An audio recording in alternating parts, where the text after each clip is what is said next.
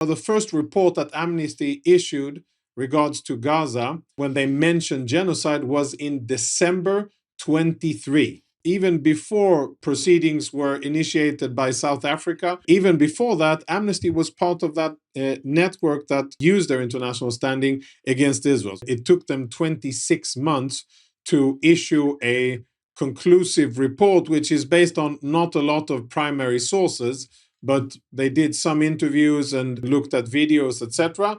And at least they're able to say that, oh yes, Hamas killed mostly civilians on October 7. That was their intent, and Hamas abducted the civilians, and they conducted war crimes and crimes against humanity, and that they even did torture and abuse and many other things. News to exactly no one, and about 2 years too late, of course, when all of this was, public knowledge and clearly available before, and a drop in the ocean and totally at an irrelevant time. And it's, of course, part of the whole very cynical political process.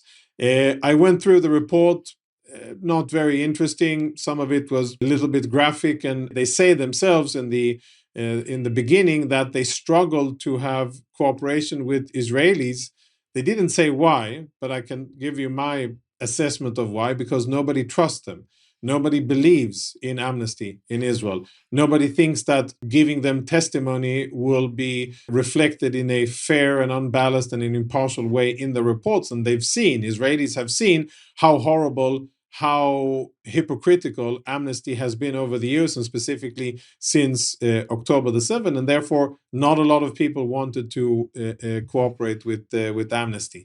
Last thing, when I look at the introduction there, first paragraph is bottom line about Hamas.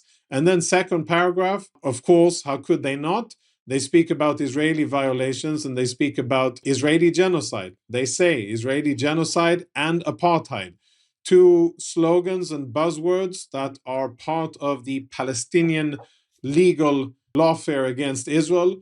Two words that have been hijacked, gutted of their original meaning, and weaponized against Israel in a very untruthful way. So, to summarize, too little, too late, a fig leaf which is transparent, and it really shines through, and it's really clear what Amnesty is about. It is a tool, an international NGO that sadly has some international standing, that is part of lawfare and legitimacy fighting against Israel.